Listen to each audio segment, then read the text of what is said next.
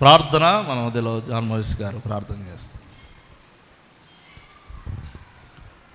ప్రార్థన. పరిశుద్ధుడైన దేవ, దయగల తండ్రి, కృపగల దేవ, నీకు వందనాలు, స్తోత్రాలు నాయన. ఈ యొక్క మధ్యకాల సమయంలో తండ్రి, నీ యొక్క పునరుద్ధారాధనలో, నీ సన్నిధిలో మేమందరం కూడా చేరి నిన్ను స్తుతించడానికి మాకు ఇచ్చినటువంటి భాగ్యమును బట్టి మీకు వందనాలు, స్తోత్రాలు చెల్లిస్తున్నా. ఎందరికో లేని భాగ్యము దేవా మాకు దయచేసిన తండ్రి నీకు వందనాలు. నీ సన్నిధిలో భయముతో, భక్తితో దేవా, నీ సన్నిధిలో వాక్యం వినుటకు నీ యొక్క పరలోకపు స్వరమును దేవా మా హృదయంలో దాచుకొని బలపడే కృపను మాకు దయచేయమని, నిలబడుతున్న దాసుని ఎత్తిపట్టుకొని మీ బోరగా శబ్దముగా వాడుకొని మాకు కావాల్సినటువంటి ఆత్మీయ ఆహారం అందించమని, వినగలిగే చెవులు దేవా, గ్రహించేటువంటి మనస్సు, హృదయం మాకు దయచేయమని యేసు నామములో అడుగుచున్నాము తండ్రి, ఆమేన్. హల్లెలూయా. ఇప్పుడు మనం ధ్యానించే అంశం ఏంటంటే, మనకు నిజమైన స్వాస్థ్యం ఏది, మనకు నిజమైన స్వాస్థ్యం ఏది అనేది ఒక మంచి ఆధ్యాత్మికమైన ప్రశ్న. లోకస్తులకు ఈ ప్రశ్న ఏమీ ఉండదు, ఎందుకంటే వాళ్ళ దృష్టిలో స్వాస్థ్యం అంటే ధనము, స్వాస్థ్యం అంటే ఆస్తి, పొలము, స్థలము, వెండి, బంగారము. మరి స్వాస్థ్యం అంటే వారికి ఈ లోక సంబంధమైన వైడూర్యాలు, భోగభాగ్యాలు. కానీ దేవుని బిడ్డలకు స్వాస్థ్యం ఏది అని మనము ఆలోచన చేద్దాం. పరిశుద్ధ గ్రంథములో నుంచి ఎఫెసీలకు రాసిన పత్రిక 1వ అధ్యాయము 17వ వచనం చదువుకొని మనము వాక్య ధ్యానంలోకి వెళ్దాం. దయచేసి గమనించండి. మరియు మీ మనోనేత్రములు వెలిగించబడినందున ఆయన మిమ్మును పిలిచిన పిలుపు వలనైన నిరీక్షణ ఎటిదో. ఈ మాట మీరు అండర్లైన్ చేసుకోండి. పరిశుద్ధులలో ఆయన స్వాస్థ్యము యొక్క మహిమైశ్వర్యం ఎటిదో. ఇంకా చాలా విషయాలు ఉన్నాయి, కానీ మన అంశానికి సంబంధించిన మాట ఇక్కడ ఉంది. చిన్న ప్రార్థన. పరిశుద్ధుడా, జీవం గల మా తండ్రి, నీకు వందనాలు. నిలుచున్న నేను అల్పుడను, కానీ మీ లేఖనాలు చాలా విలువైనవి, శ్రేష్టమైనవి. వాటిని వినే మనస్సు, గ్రహించే జ్ఞానము, నెరవేర్చే మనస్సాక్షి, పరిశుద్ధాత్మ సహాయం మాకు అనుగ్రహించు. యేసు నామములో పొంది ఉన్నాము తండ్రి, ఆమేన్. దేవునికి స్తోత్రం. హల్లెలూయా. వాక్యంలో మనం గమనిస్తూ ఉన్నాం, బాగా వినండి. మనోనేత్రాలు తెరవబడిన తర్వాత అసలైన స్వాస్థ్యం ఏది అనే వెలిగింపు మనకు వస్తుంది. అసలైన స్వాస్థ్యం ఏమండి? మరి ఇంకా ఈ లోక సంబంధమైన వెండి బంగారాలు, వస్త్రాలు, లేకపోతే ఆస్తులు, వీటన్నిటి మీద పెద్ద ఆసక్తి ఉండదు. అసలైన స్వాస్థ్యం, దాన్ని ఏమని పిలిచాడంటే దేవుడు, పరిశుద్ధులలో ఆయన స్వాస్థ్యము అన్నాడు. లేకపోతే దీన్ని వాడబారని స్వాస్థ్యం అన్నాడు, నిత్య స్వాస్థ్యం అన్నాడు, ఏమండి, తేజోవాసుల స్వాస్థ్యం అన్నాడు. బైబిల్ గ్రంథంలో ఆ స్వాస్థ్యానికి చాలా పేర్లు ఉన్నాయి. ఆ స్వాస్థ్యము యొక్క మహిమైశ్వర్యము ఎట్టిదో తెలుసుకొనవలనని మీ కొరకు నేను వేడుకొనుచున్నాను అని అపోస్తలుడైన పౌలు ఎఫెసీ సంఘముతో మరియు ఇక్కడున్న మనందరితో పరిశుద్ధాత్ముడు మాట్లాడుతున్నాడు. నిజంగా పరిశుద్ధులకు ఆయన నియమించిన స్వాస్థ్యం గురించి మనం తెలుసుకోకపోతే మన భక్తి అంతా వ్యర్థమేనండి. 1 కొరింథీ 15లో రాయబడింది, మీ నిరీక్షణ ఈ భూ సంబంధమైనది అయితే మీరు మనుషులందరికంటే మీరు దౌర్భాగ్యులుగా ఎంచబడతారు అని రాయబడింది. మన నిరీక్షణ తేజోవాసుల స్వాస్థ్యము, వాడబారని ఆ యొక్క స్వాస్థ్యము, మరి జీవ కిరీటము, మహిమ నగరిలో చేరి పరలోక స్వాస్థ్యము పొందాలి. పరిశుద్ధులలో ఆయన యొక్క స్వాస్థ్యమును మనమందరము సంపాదించుకోవాలని ఆశ కలిగి ఉండాలి. దేవునికి స్తోత్రం. హల్లెలూయా. అది నిజమైన క్రైస్తవుల యొక్క నిరీక్షణ. వాళ్ళు ఎప్పుడు కూడా పునాదులు గల పట్టణం కొరకు అబ్రహాము ఎదురు చూచినట్లుగా వారు ఎల్లప్పుడూ ఒక నిరీక్షణ, ఒక గురి వాళ్ళు కలిగి ఉండేది ఏమిటంటే పరలోకములో ధనము సంపాదించుకోవాలి, పరలోక స్వాస్థ్యమును. కొలసీలకు రాసిన పత్రిక 1వ అధ్యాయం 12వ వచనాన్ని మనం చూసినట్లయితే, తేజోవాసులైన పరిశుద్ధుల స్వాస్థ్యములో పాలివారమగుటకు మనలను పాత్రులుగా చేసిన తండ్రికి మీరు కృతజ్ఞతాస్తుతులు చెల్లించవల్లని దేవుని బతిమాలుచున్నాం. రియల్ స్పిరిచువాలిటీ, నిజమైన ఆధ్యాత్మిక స్థితి ఏమిటంటే పరలోకం వైపు దృష్టి నిలపడం. మీకు అబద్ధం చెప్పకుండా నిజంగా నాకు ఆ నడిపింపు ఉంది అన్నవాళ్ళు చేయొద్దండి ఒకసారి. పరలోకం వైపు నా దృష్టి నేను కలిగి ఉన్నాను అనేటువంటి, ఏదో ఈ లోక సంబంధ అవసరాల కోసం దేవుణ్ణి వెంబడిస్తున్నానని కాకుండా నా దృష్టి పరలోకం వైపు ఉందన్న వాళ్ళు ఒకసారి చెయ్యెత్తి దేవుని స్తుతిద్దాం. హల్లెలూయా. వాడబారని స్వాస్థ్యము నాకై పరమందు దాచి ఉంచితివా, వాడబారని స్వాస్థ్యము నాకై పరమందు దాచి ఉంచితివా, వాగ్దాన ఫలములు అనుభవింపా నీ కృపతో నన్ను పిలచితివా, మహోన్నతుడా నీ కృపలో నేను నివసించుటా, నా జీవిత ధన్యతయున్నది. మహోన్నతుడా నీ కృపలో నేను నివసించుటా, నా జీవిత ధన్యతయున్నది. హల్లెలూయా. మీరు నిజంగా పరలోకం వైపు మీ దృష్టి నిలిపి చూడండి, అప్పుడు మీకు నెమ్మది వస్తుంది. కొంతమంది మరి ఆ సూత్రాన్ని పాటించరు. దేవుడు ముందే చెప్పాడు, నా నీతిని నా రాజ్యాన్ని మీరు ముందు ఎతకండి, మీకు కావలసినవన్నీ అనుగ్రహించబడతాయి. మనము ముందు నాకు డబ్బులు ఇవ్వు ప్రభువా, నాకు అది ఇవ్వు ఇది ఇవ్వు అని ముందు స్థానము లోక సంబంధమైన వాటికి మనం ఉంచడం వల్ల ఏమండి అది పోయింది ఇది పోయింది అన్నట్టుగా మన పరిస్థితి ఎటు కాని పరిస్థితి అయింది. అందుకే దేవుని రాజ్యం వైపు మన కనులెత్తాలి. తేజవాసుల స్వాస్థ్యములో పాలివారమగుటకు మనల్ని దేవుడు పాత్రులుగా చేశాడని గుర్తించాలి. పరిశుద్ధుల కొరకు ఆయన స్వాస్థ్యము సిద్ధపరిచాడన్న సంగతి మనం గుర్తించాలి.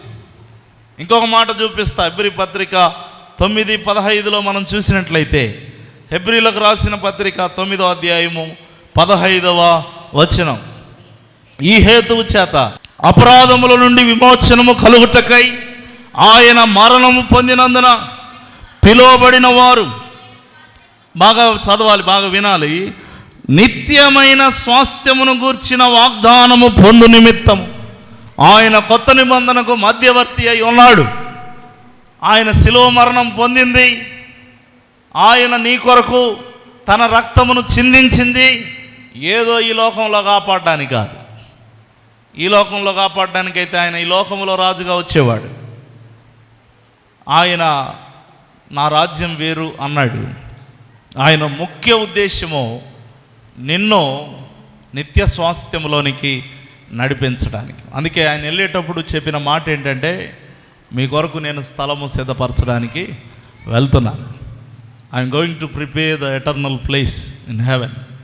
మీరందరూ అక్కడికి రావాలి, అక్కడ మీ స్థానాన్ని సుస్థిరం చేసుకోవాలి. ఈ లోకంలో అంతా గతించిపోయేది, నశించిపోయేది, చిమ్మట పట్టేది. ఈ లోకంలో ఏది కూడా శాశ్వతమైనది కాదు. నీ అందము, నీ వెండి బంగారము, నీ ఆస్తిపాస్తులు, నీకున్నటువంటి పేరు ప్రఖ్యాతలు ఏవి నీ వెంట రావు, అన్నీ విడిచిపెట్టాలి.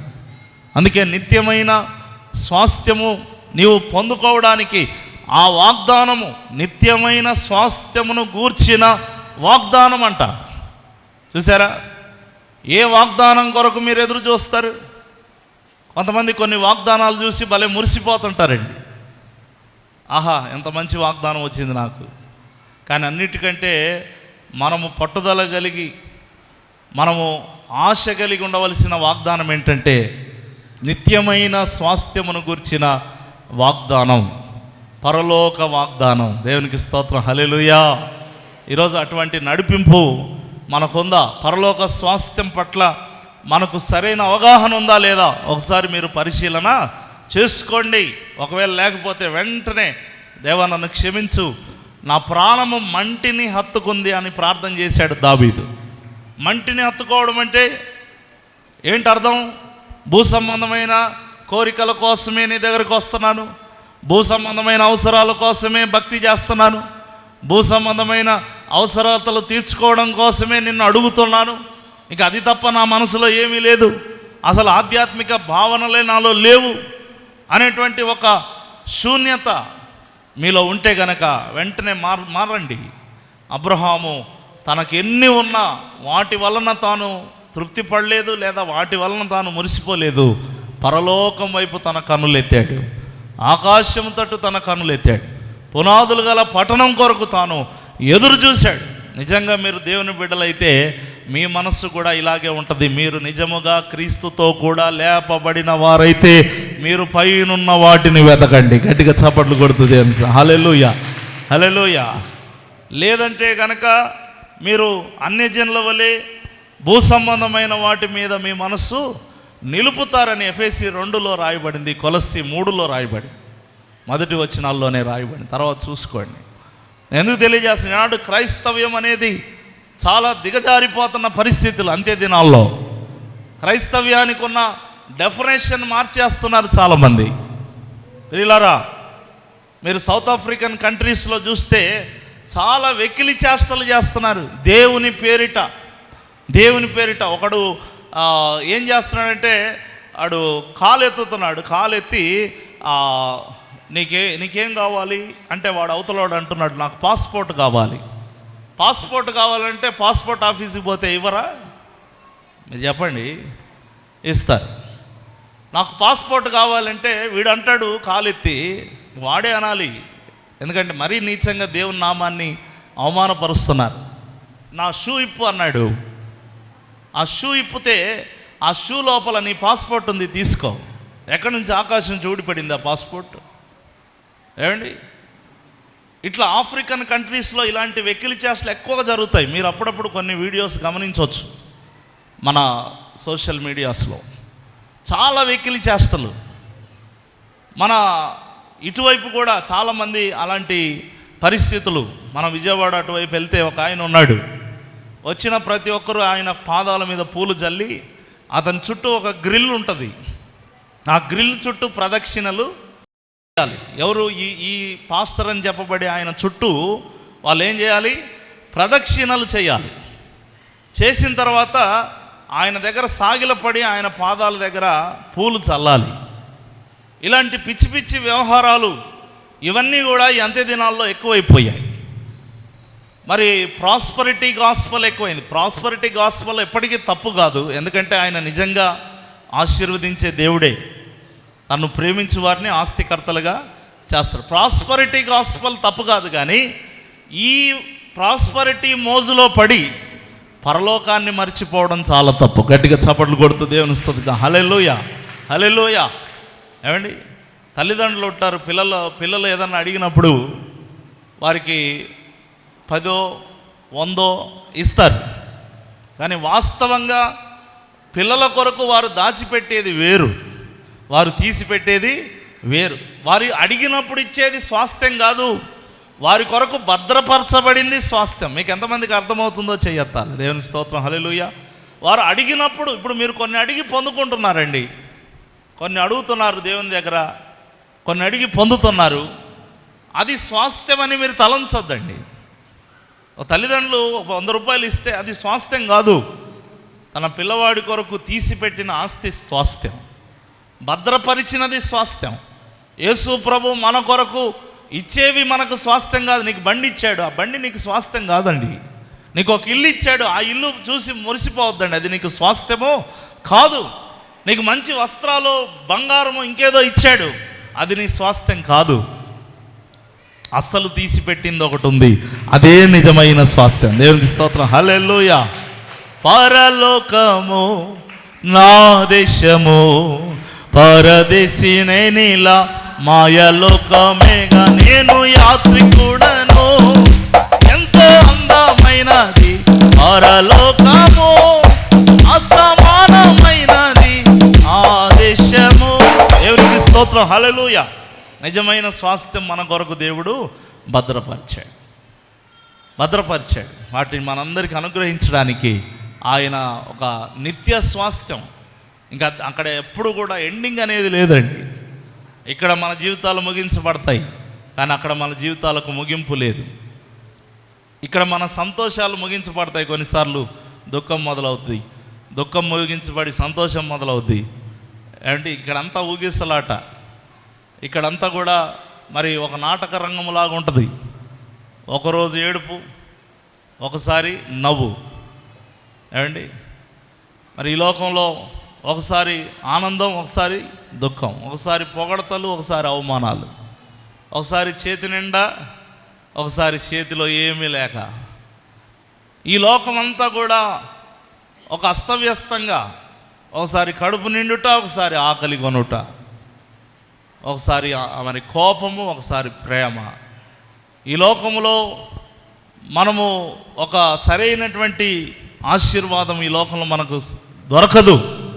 అందుకే పరలోకానికి దేవుడు మనందరినీ ఆహ్వానిస్తున్నాడు. నరులారా తిరిగి రండి అని దేవుడు పిలుచుతున్నాడు.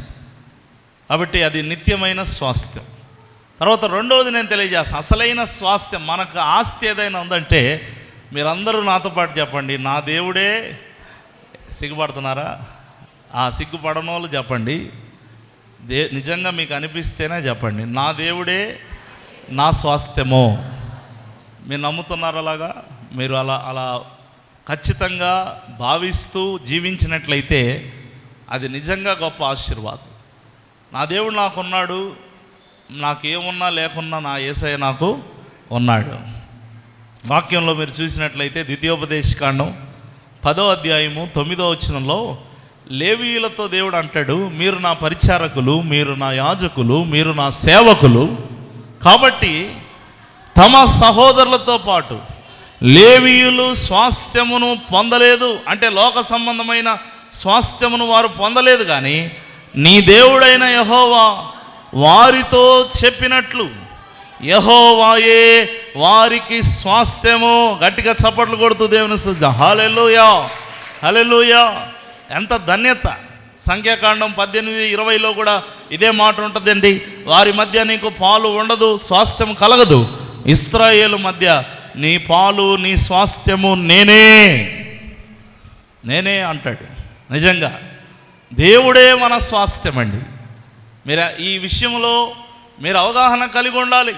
చాలామంది అనుకుంటారు, నాకు డబ్బు ఉంటే చాలు, నాకు ఆస్తిపాస్తులు ఉంటే చాలు. దేవుని దగ్గర కూడా అదే పంచాయతీ పెట్టింటారు. ఏమండి, ధనాపేక్ష గలవారు మరి దేవునికి ఎప్పటికీ ఇష్టలుగా ఉండలేరు. చెప్పాలంటే ఒకడు సిరికి దేవునికి దాసుడుగా ఉండలేరు. మనం దేవుని ఎదుట అవసరతలు అడగాలి, అత్యాశలు దురాశలు అడగకూడదు. ఆ విషయాన్ని గమనించండి. దేవా నీవే నా స్వాస్థ్యము, నీవే నా స్వాస్థ్యము. వాక్యం సెలవిస్తూ ఉందండి. కీర్తనల గ్రంథంలో కూడా కీర్తనకారుడు ఒక చక్కని మాట అంటాడు. 142వ కీర్తన 5వ వచనంలో, నా స్వాస్థ్యము నీవే అని నేను అనుకుంటుని. దేవునికి స్తోత్రం. హల్లెలూయా, హల్లెలూయా. ఎంత అద్భుతం అండి. నిజంగా మీరు అలా తలంచుతున్నారా లేదా ఒకసారి పరిశీలన చేసుకోవాలి. చాలా స్పిరిచువల్గా మీరు మారాలని నేను ఆశిస్తూ ఉన్నాను. వెండి బంగారాల కన్నా మిన్నైనది యేసు ప్రేమ, నా యేసు ప్రేమ. వెండి బంగారాల కన్నా మిన్నైనది యేసు ప్రేమ, నా యేసు ప్రేమ. దేవునికి స్తోత్రం. హల్లెలూయా. ఆ యేసయ్యే మనకు స్వాస్థ్యమని తలంచాలి. నీవే నా స్వాస్థ్యమని నేను అనుకుంటుని. సజీవులున్న దేశంలో నిజంగా చచ్చిన వారితో ఉంటే ఆస్తి స్వాస్థ్యమని, డబ్బు స్వాస్థ్యమని, అరే ఇదున్నోడే రాజు, ఇదున్నోడే గొప్ప, అదున్నోడే గొప్ప అని సచ్చిన వాళ్ళతో ఉంటే అట్లా అనిపిస్తుంది. కానీ సజీవులతో ఉంటే, సజీవులు అంటే ఎవరండి? దేవుని ప్రజలు, దేవుని బిడ్డలు. సజీవులతో ఉంటే ఏమనిపిస్తుంది అంటే, యేసయ్య ఉంటే చాలు, యేసయ్య ఉంటే చాలు, ఆయనే నాకు స్వాస్థ్యం. అందుకే దావీదు అన్నాడు, సజీవులున్న దేశంలో నీవే నా స్వాస్థ్యమని నేను అనుకుంటుని. నిజంగా మీరు దేవుని ప్రజలతో ఇమిడితే, మీరు నిజంగా సజీవులున్న దేశంలో కనుక ఉంటే, ఖచ్చితంగా మీరు కూడా యేసయ్యే నా స్వాస్థ్యం అని మీరు హృదయపూర్వకంగా ప్రిపేర్ అవుతారు. ఆ విషయంలో మీరు సంతృప్తి చెందుతారు. ఏమి ఉన్నా లేకున్నా ప్రభువునందు మీరు ఏం చేస్తారు? ఆనందిస్తారు. ఇంకొక మాట దీనికి సంబంధించి 73వ కీర్తన 26లో ఇంకా లోతుగా అంటాడు, నా శరీరము క్షీణించిపోయినా, నా హృదయము క్షీణించిపోయినా. చదవండి, దేవుడు నిత్యము నా హృదయమునకు ఆశ్రయదుర్గము, దేవుడే నాకు స్వాస్థ్యము. గట్టిగా చప్పట్లు కొడుతూ దేవుని స్తుతి. హల్లెలూయా, హల్లెలూయా. ఎంత అద్భుతం చూడండి. అంటే నిజంగా దేవుడే నాకు ఆస్తి అని అనుకున్నటువంటి వాడు దేవుని కొరకు సమర్పించుకుంటాడు. లోతు ఎందుకు తడువు చేస్తున్నాడు? ఏమండి, ఎందుకు తడువు చేస్తున్నాడు? అక్కడ ఆస్తిని వదిలేసి ఇటు దేవుడు రమ్మంటున్నాడు. ఇప్పుడు రాబుద్ది అవ్వట్లేదు అతనికి. ఆస్తి కోసం మరి సొంత వినతండ్రినే వదిలేసి వచ్చేసినోడు, ఎంతో విశ్వాసయాత్రను వదిలేసి భయంకరమైన ప్రాంతానికి వెళ్ళిపోయాడు. నీతిమంతుడుగా ఉన్నాడన్న మాటే కానీ ఆస్తి పిచ్చి పెరిగింది. అందుకే దేవుడు పిలుస్తుంటే తడువు చేస్తున్నాడు. ఒక పాట ఉంటుంది కదా, ఆస్తియే ప్రాపకమని నమ్మనేలా, ఆపత్కాలమునందు భయపడనేలా, కనుడైన శ్రీ యేసు మనకు నిత్య జీవము. సామాన్యులేమి సామంతులేమి, ధనికులేమి దారిద్రులేమి, ధనికులేమి దారిద్రులేమి, సామాన్యులేమి సామంతులేమి. దేవునికి స్తోత్రం, హల్లెలూయా. మన అవసరతలు మాత్రమే దేవుణ్ణి అడగాలి. ఇంకా మిగతా స్వాస్థ్యం అంతా మనకెవరు? దేవుడే. నేను ఎప్పుడు ప్రార్థన చేసినా ప్రభు 1 రూపాయి అప్పు ఉండకూడదని ప్రార్థన చేశాను, కానీ నా బ్యాంకు బ్యాలెన్స్ 1,00,000 రూపాయలు ఉండాలని కానీ, ఒక 50,000 ఉండాలని కానీ నేను ఎప్పుడు ప్రార్థన చేయలేదు.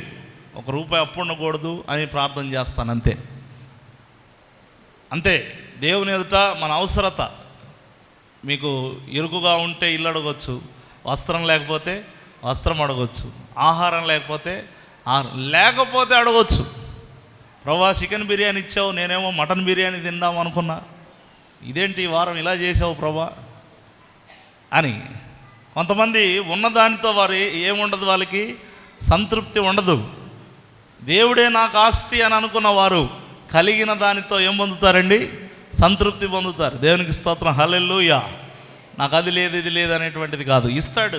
కొంచెం వేచి ఉంటే, ఆయన బలిష్టమైన చేతి కింద దీన మనస్కులై ఉంటే దేవుడు తగిన సమయం అందు నిన్ను హెచ్చించబోతున్నాడు. దేవునికి స్తోత్రం, హల్లెలూయా. ఖచ్చితంగా ఆశీర్వదిస్తాడు. ఈ లోక సంబంధమైన వాటిని చూసి కోరహు కుమారులు దేవుని అడిగారు, వాళ్ళు అట్టా ఉన్నారు, వీళ్ళు ఎట్టా ఉన్నారు, వాళ్ళు అంత బిల్డింగ్ కట్టారు, ఇంత పెద్ద కారు వేసుకొని తిరుగుతున్నారు, అంత ఆస్తులు ఉన్నారు అంటే దేవుడు సింపుల్గా ఒక జవాబు ఇచ్చాడు. వాళ్ళు కాలు జారే చోట ఉన్నారు, నువ్వు కూడా పోతావా? మరి బలిచ్చే మేకపోతుకు అన్ని నోటి దగ్గర తెచ్చి పెడతారు, కానీ బ్రతికి ఉండే మేకపోతు గొర్రెపిల్ల అరణ్యంలో తిరిగి తన ఆహారము తింటూ ఉంటుంది. ఏది సుఖపడుతుంది? మీరు చెప్పండి, ఏది సుఖపడుతుంది? కాసేపట్లో సచ్చే గొర్రెపిల్ల సుఖపడుతుందని మీరు అనుకుంటారు, కానీ వాస్తవంగా కష్టపడుతున్న గొర్రెపిల్లే దానికి కొంతకాలమైన సుఖం ఉంది. ఈరోజు మనము ఈ లోక సంబంధమైన మరి ధనవంతులను చూసి, భోగభాగ్యాలు అనుభవిస్తున్న వాళ్ళని చూసి పోల్చుకోవద్దండి. వాళ్ళు యుగయుగాల నిత్య శిక్షలో వారు నశించిపోబోతున్నారు కాబట్టి దేవుడు వాళ్ళని అలా వదిలేశాడు. యేసు ప్రభువుకు కూడా సాతానుడు ఆఫర్ ఇచ్చాడు, నువ్వు నాకు పాదాలకు నువ్వు గనక సాగిల పడితే ఇదిగో కనిపిస్తున్న ఇవన్నీ నీకు ఇచ్చేస్తా నేను అన్నాడు. ఈనాడు వాళ్ళు అలా పొందుకున్నవే సాతాను ఎరలో పొందుకున్నవి, సాతాను యొక్క వేటలో పొందుకున్నవి. తర్వాత వాళ్ళు పొందబోయే నిత్య నరకం బహు భయంకరమైనది. అవగాహన లేని క్రైస్తవులు మరి వాళ్ళతో పోల్చుకుంటారు. భక్తిహీనులతో పోల్చుకోవద్దండి. మీకు యథార్థమైన కష్టార్జితాన్ని దేవుడు ఇవ్వబోతున్నాడు. గట్టిగా చప్పట్లు కొడుతుంది. హల్లెలూయ. ఎవరు కూడా నీ దగ్గర నుంచి తిరిగి లాక్కోలేని స్వాస్థ్యమును దేవుడు ఇస్తాడు. నెమ్మదిగా ఉండే ఆశీర్వాదాన్ని, ఆస్తిని దేవుడు నీకు మందు పరమందు కలిగే దీవెనలు ఆయన కుమ్మరిస్తాడు. అందులో ఎటువంటి సందేహం లేదు. అయితే ముందుగా మనం ఏమని తలంచాలంటే, నా దేవుడే నాకు ఆస్తి, నా దేవుడే నాకు ఆస్తి, నాకు యేసయ్య ఉంటే చాలు అనే సమర్పణ మీలోనికి రావాలి. తర్వాత ఇంకొకటి అండి, వాక్యం అనేది చాలా పెద్ద ఆస్తి. ఈ వాక్యము మీరు చాలా ఆశగా దీన్ని తీసుకోవాలి. వాక్యాన్ని దేవుడు ముత్యములతో పోల్చాడు. ముత్యాలు ఎక్కడ దొరుకుతాయి? ఎక్కడ దొరకవు. అవి సముద్రపు లోతుల్లోకి వెళ్ళి ఒక్క ముత్యం బయటికి తెస్తే దానికి చాలా వెల, చాలా కాస్ట్లీ ఉంటుంది. అది దయచేసి గమనించండి. ఇప్పుడంటే ముత్యాలు ఎట్టబడితే అట్ట తయారు చేస్తున్నాడు.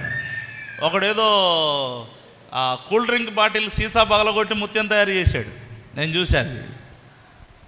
కూల్ డ్రింక్ బాటిల్ సీసా పగలగొట్టి మిషన్, ఇప్పుడు అంతా మిషన్లు వచ్చాయి కదా, దేన్ని పడితే దాన్ని చూసి ముత్యం అనుకుంటున్నారు మీరు. కానీ అసలైన ముత్యము దొరకాలంటే చాలా కష్టం, దాని విలువ చాలా ఎక్కువ. ఇప్పుడు వాక్యాన్ని దేవుడు ముత్యములతో పోల్చాడు. వెండి బంగారముల కంటే విలువైనదిగా దేవుని వాక్యాన్ని పోల్చాడు. ఆ వాక్యమే మన స్వాస్థ్యమని మనం తలంచాలి. మీరు చూస్తే పరిశుద్ధ గ్రంథంలో 119వ కీర్తన 111వ వచనం ఒకసారి చూడండి. 119వ కీర్తన 111వ వచనం. నీ శాసనములు నాకు హృదయ ఆనందకరములు, అవి నాకు నిత్య స్వాస్థ్యమని భావించుచున్నాను. చాలా క్లియర్గా చెప్తున్నాడు, బాగా అర్థం చేసుకోండి. నీ శాసనములు అనగా నీ వాక్యము నాకు నిత్య స్వాస్థ్యమని నేను భావించుచున్నాను. ఎవరేమనుకుంటున్నారు నాకు అనవసరం, నాకు మాత్రం ఒక నిత్యమైన ఆస్తి నీ వాక్యం ఉంటే చాలు.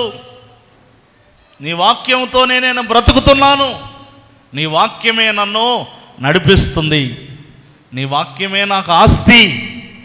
వాక్యం కోసం ఎదురు చూడాలి. ఎప్పుడెప్పుడు దేవుని సన్నిధిలో కూర్చుందామా, ఎప్పుడెప్పుడు దేవుని వాక్యం విందామా, ఎప్పుడెప్పుడు దేవుని సందేశాన్ని విందామా అని ఎదురు చూడాలి. వాక్యం అంటే ఆశ కలిగిన వారు ఒకసారి 2 చేతులెత్తి దేవుని స్తుతిద్దాం. హల్లెలూయా.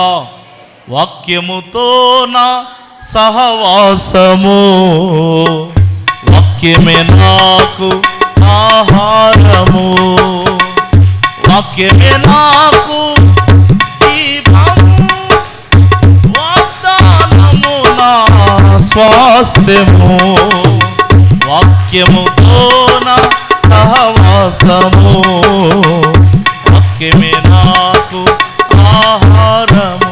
దేవునికి స్తోత్రం. హల్లెలూయా. నేను ఒక వారంలో చాలా మెసేజ్లు నేను ఇవ్వాల్సి వస్తుంది. ఒక్క మెసేజ్ కాదు ఏమండి, ఇదొక్క రోజే నేను 4 వర్తమానాలు ఇవ్వాలి. ఒక చోట చెప్పింది ఇంకో చోట చెప్పకూడదు. మనోళ్ళు ఎంత తెలివైన వాళ్ళు అంటే, సంవత్సరం ముందు చెప్పింది ఇప్పుడు చెప్పినా గుర్తుపట్టేస్తారు. మీరు గుర్తుపడుతున్నారని కాదు, కానీ నాకే అటువంటి ఆలోచన ఉండదు. ఊటలో నీరు తీస్తే కొత్త నీరు బయటికి వస్తాయి. ఖచ్చితంగా వాక్యాన్ని ధ్యానించడం అన్నా, వాక్యాన్ని వివరించడం అన్నా ఎంతో ఇష్టపడి నేను చేసే పనుల్లో ఒక పని. దేవునికి స్తోత్రం. హల్లెలూయా. చాలా ఇష్టపడి నేను వాక్యాన్ని ధ్యానిస్తాను. 10 వర్తమానాలు కాదు, 100 వర్తమానాలు చెప్పే బాధ్యత దేవుడు అప్పగించిన, దేవుని సముఖములో వాక్యాన్ని ధ్యానిస్తూ, ఆ వాక్యాన్ని దేవుని యొద్ద నుండి పొందుతూ దాన్ని వివరించడానికి నేను ఎంతో సంతోషంగా బాధ్యతను స్వీకరిస్తాను. ఎందుకంటే ఆ వాక్యము నాకు స్వాస్థ్యము లాంటిది. దేవునికి స్తోత్రం. హల్లెలూయా. ఆ వాక్యము నాకు స్వాస్థ్యం. మీరు కూడా ఆ వాక్యాన్ని ప్రేమించండి. ఎందుకంటే ఆ వాక్యమే దేవుడై ఉండెను. ఆ వాక్యమే కృపా సత్య సంపూర్ణునిగా శరీరధారి అయి మన మధ్య నివసించాను. ఆ వాక్యాన్ని మీరు ప్రేమించడం మొదలుపెట్టినప్పుడు మీకు చాలా ఆశీర్వాదం ఉంటుందండి. కొంతమంది మరి వేరే వాటిని, అంటే కొంతమంది యాంబియన్సెస్ను ప్రేమిస్తారు. అంటే చర్చి సెటప్ ఎట్లుంది, అక్కడ ఏసీ ఉందా, లేకపోతే అక్కడ అందరూ ఎట్లా ఉన్నారు, నా కల్చర్కి సరిపోయేటట్టే ఉన్నారా, ఏమండి నేను ధనవంతుడిని, అందరు ధనవంతులు ఉన్నారా అనేట ఆలోచన చేసేవాళ్ళు. కొంతమంది నాకు ఫుడ్ దొరుకుతుందా అక్కడ అని ఆలోచన చేసేవాళ్ళు. కొంతమంది సంతకు పోయినట్టు ఉండాలి, నాకు చర్చికి పోయినట్టు ఉండకూడదు, నా చుట్టూ ఒక 10,000 మంది తిరుగుతుండాలి అని అనుకునేటువంటి వాళ్ళు.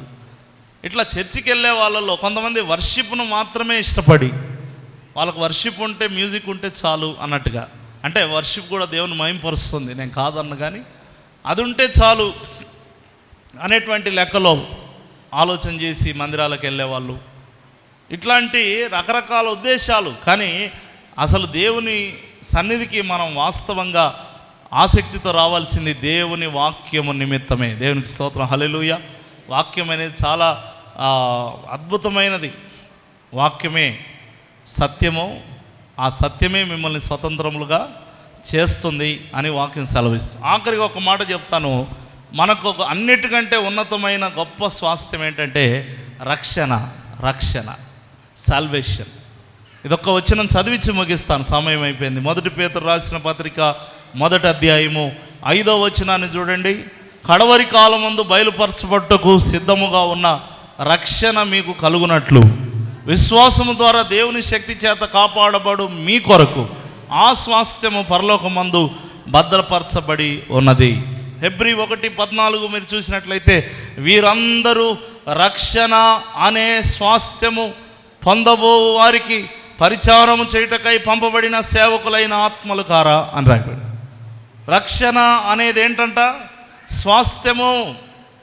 ఇంత గొప్ప రక్షణ అని బైబిల్లో రాయబడింది. రక్షణ అనేది స్వాస్థ్యం. మీలో రక్షణ పొందని వాళ్ళు కూడా ఉన్నారు. దేవుని సన్నిధిలో నామకార్థంగా, ఆచారంగా, అలవాటుగా గడిపేసి వెళ్ళిపోవడం కాదు. రక్షణ పొందాలి. రక్షణ పొందుటకు మనం సిద్ధపడాలి. రక్షణ పొందాలి, బాప్తిసం తీసుకోవాలి, ఈ రక్షణ ప్రణాళికలో ముందుకు వెళ్ళాలి. అంతేగాని ఆచారంగా, అలవాటుగా నువ్వు ఎంతకాలం భక్తి చేసినా నీ నీతి మురికి గుడ్డలతో సమానమవుతుంది. నీ యొక్క క్రియలు వ్యర్థమైపోతాయి. ఎందుకంటే విశ్వాస ప్రమాణానికి బాప్తిసం గుర్తు. నమ్మిన ఎడల నీవు బాప్తిసము తీసుకోవాలి, బలలో వేయాలి, రక్షణ పొందాలి, రక్షణలో ముందుకు కొనసాగాలి. ఎందుకంటే రక్షణ అనేది ఆషామాషిది కాదు, అదొక స్వాస్థ్యం అని నేను తెలియజేస్తా ఉన్నాను.